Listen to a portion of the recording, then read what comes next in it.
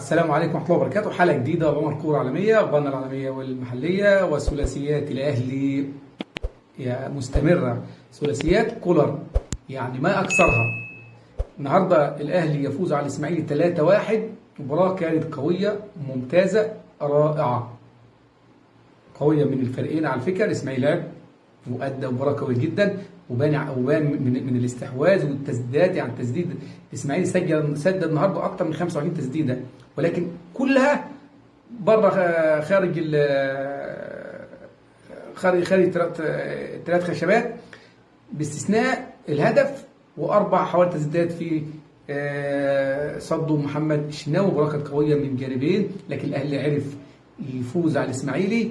مش عايز اقول عقده، هو الاهلي عقده الاسماعيلي، يفوز عليه بالثلاثات والاربعات والخمسات والستات عقده.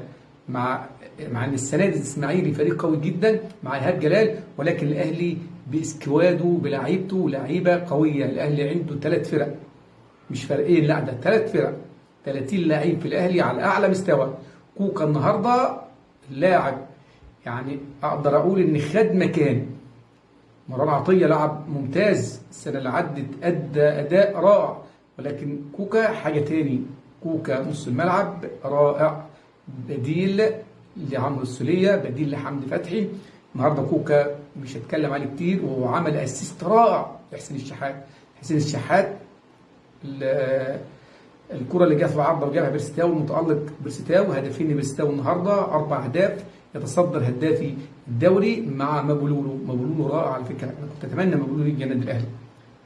موديست يعني لسه عليه، يعني احكم عليه مباراتين تاني هيجي منه، لاعب قوي لكن هيجي منه، محدش يحكم عليه دلوقتي.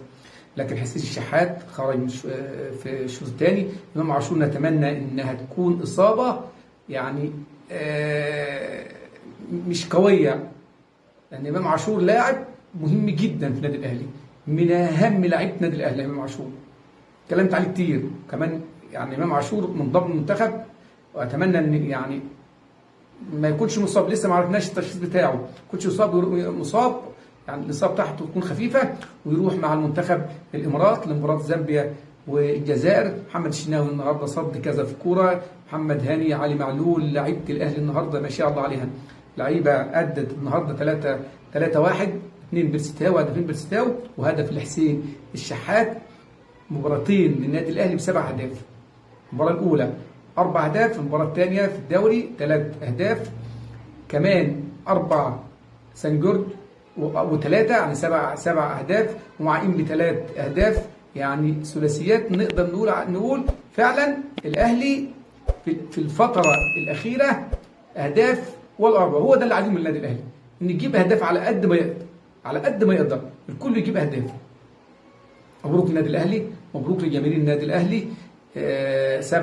6 نقاط، 7 أهداف في مباراتين.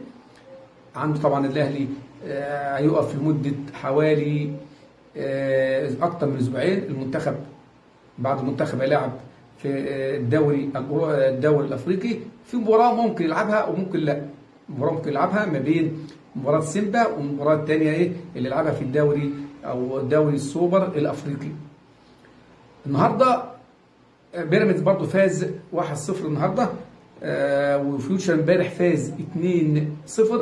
فيوتشر بالعلامه الكامله 9 نقاط. الزمالك امبارح فاز يعني في مباراه 2-1 على البنك الاهلي، طرد عواد في نادي الزمالك، والشوط الثاني طرد لمحمد فتحي للبنك الاهلي.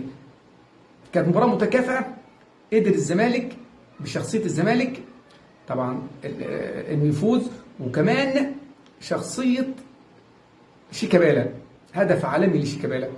قدر ان الزمالك ياخد ال3 نقاط او يخطف 3 نقاط، ونقطتين 5 نقاط لنادي الزمالك. برضه مبروك لنادي الزمالك. مباراه النهارده الاخبار العالميه، ليفربول النهارده تعادل 2-2، للاسف 2-2. مباراه كانت ضعيفه ليفربول، اللي متالق الوحيد فيها كان محمد صلاح النهارده، احرز هدفين ويحطم، ما زال بيحطم الارقام القياسيه، وعدى فان بيرسي النهارده 144 هدف في الدوري، هدفين، هدف محمد صلاح وهدف ثاني من ضربه جزاء. ولكن للاسف ليفربول التعادل النهارده وفقد نقطتين ثاني، الاسبوع اللي عدى كان فاقد 3 نقاط بالهدف طبعا اللي جابه دياز واتحسب تسلل من توتنهام. كمان حاجه كويسه كمان النهارده ان استون فيلا تعادل. وعندك كمان النهارده مانشستر سيتي اتغلب من ارسنال. مانشستر سيتي اتغلب من ارسنال النهارده 1-0 وتاني هزيمه على التوالي لجوارديولا. اتغلب الاسبوع اللي عدى من وولفرهامبتون 1-0 والنهارده اتغلب من ارسنال 1-0. اتمنى ان تكونوا سعدتوا بهذه الحلقه. لايك وشير ودعم القناه. اخيكم ابو عمر الكره العالميه. السلام عليكم ورحمه الله وبركاته.